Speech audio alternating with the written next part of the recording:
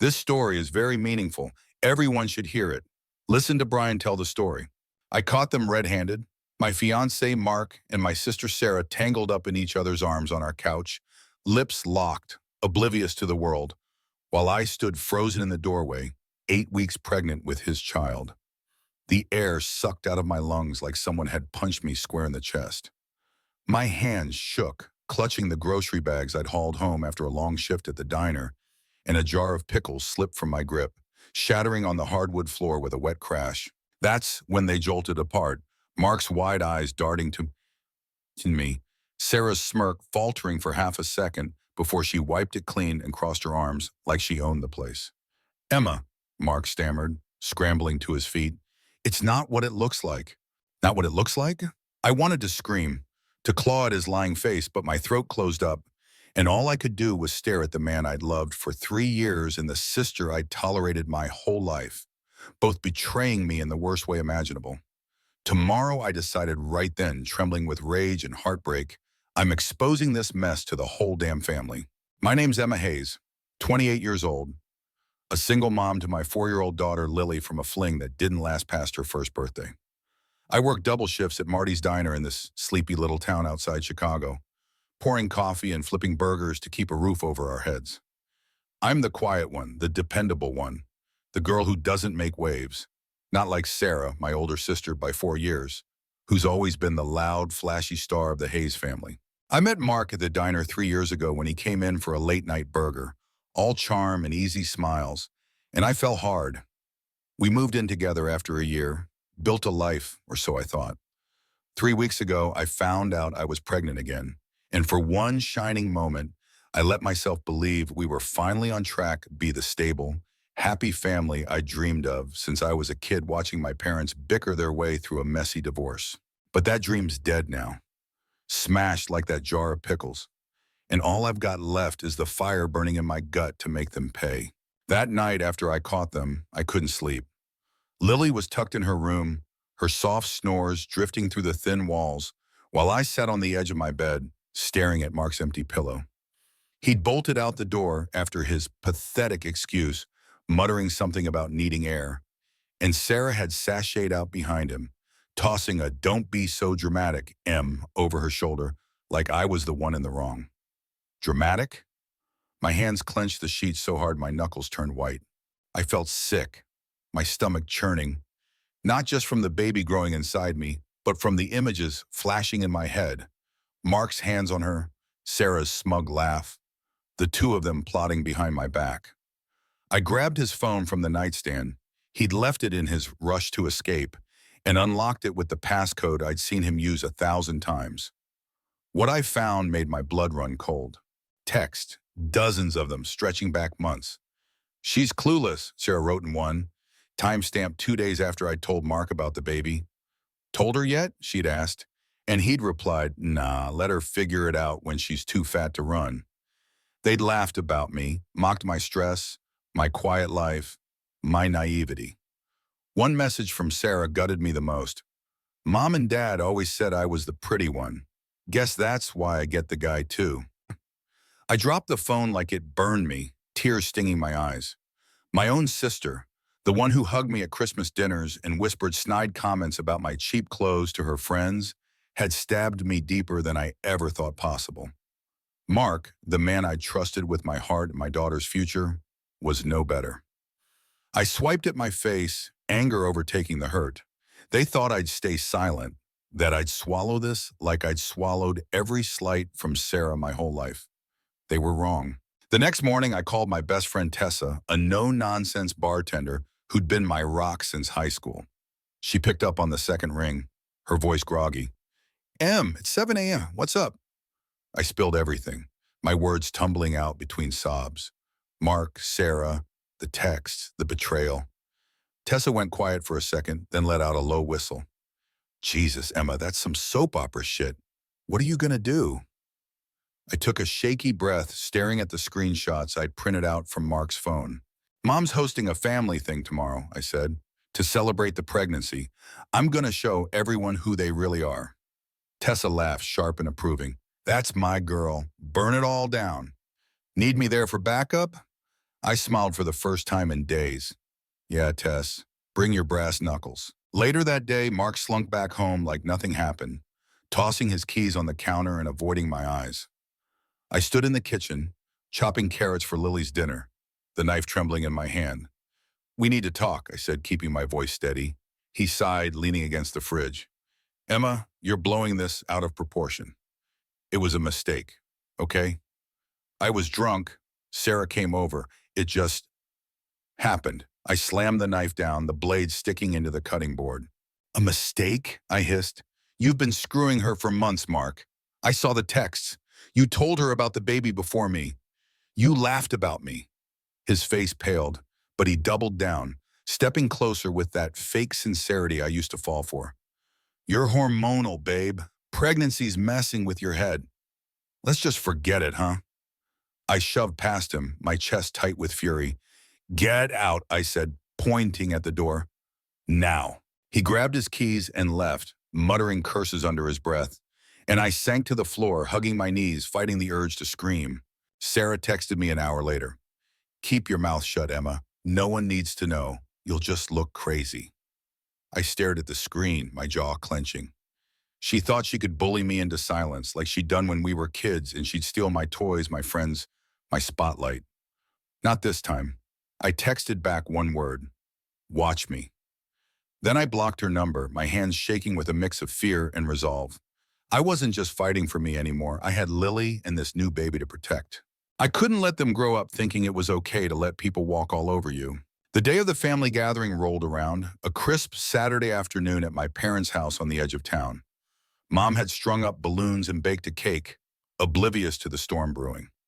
I walked in with Lily on my hip, Tessa trailing behind me, her leather jacket and sharp grin, a stark contrast to the pastel decorations.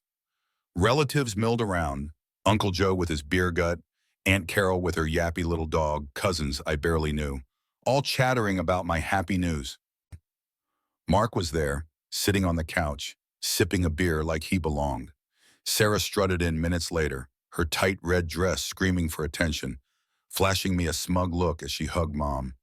My stomach twisted, but I forced a smile, biding my time. Everyone, can I have your attention? I called out, stepping into the middle of the living room. The chatter died down, eyes turning to me. Lily clung to my leg, sensing something big. Mark shifted uncomfortably, and Sarah rolled her eyes, whispering something to Cousin Beth. I pulled the stack of screenshots from my purse, my heart pounding so loud I could hear it in my ears. I've got something to share, I said, my voice cracking but growing stronger. It's not just about the baby. It's about Mark and Sarah. I held up the first page, reading aloud. She's clueless. Let her figure it out when she's too fat to run. That's what my fiancé wrote to my sister 2 days after I told him I was pregnant. Gasps rippled through the room. Mom's hand flew to her mouth. Dad's face darkened. Sarah jumped up, her voice shrill. She's lying. She's jealous, always has been. I kept going, my hands steady now. Here's another one. Mom and Dad always said I was the pretty one. Guess I get the guy too. That's Sarah, bragging about stealing Mark. I tossed the papers onto the coffee table, letting them scatter. They've been sneaking around for months, laughing at me while I'm home with Lily, growing their kid. I pointed at Mark, who wouldn't meet my eyes. He told her about the baby before me. They mocked me for it. Dad stepped forward, his voice booming. Is this true, Mark? Mark stood, fists clenched. She's overreacting, Tom. It's not a big deal. She's just... Dad cut him off, grabbing his shirt. Get the hell out of my house. Mark yanked free and stormed out, the screen door slamming behind him. Sarah burst into tears, fake and loud. Emma's ruining my life. She's crazy, she screeched, then ran after Mark, leaving a stunned silence in her wake. Mom pulled me aside, her eyes wet. Why didn't you tell me, honey? I swallowed hard, the weight of it all crashing down. I couldn't, Mom. I had to show everyone. I couldn't let them keep lying. Tessa clapped a hand on my shoulder, grinning. Told you, burn it down. Uncle Joe muttered something about family drama, but I didn't care. I'd done it. I'd ripped the mask off their perfect little charade. That night, alone with Lily asleep, I sat on the porch, the cool air soothing my raw nerves. My phone buzzed. Mark, texting apologies 1 minute, insults the next. I'm sorry, Em. Let's work it out. Then, you humiliated me, you bitch. I deleted them all, my chest aching but lighter somehow. Sarah called me names in voicemails I didn't listen to. They could rot together for all I cared. I had a lawyer's number from Tessa, a plan to keep Mark away from this baby, and a flicker of something new. Self-respect I hadn't felt in years. A week later, I met Jake, an old high school friend, at the diner. He slid into my booth, his kind eyes crinkling. Heard what happened. You okay? I nodded, managing a small smile. Getting there, just taking it one day at a time. He reached across, squeezing my hand. You're tougher than you think, Em. Always have been. Maybe he was right. Maybe I'd lost everything, but I'd found something too. A fire I didn't know I had, burning bright enough to light my way forward.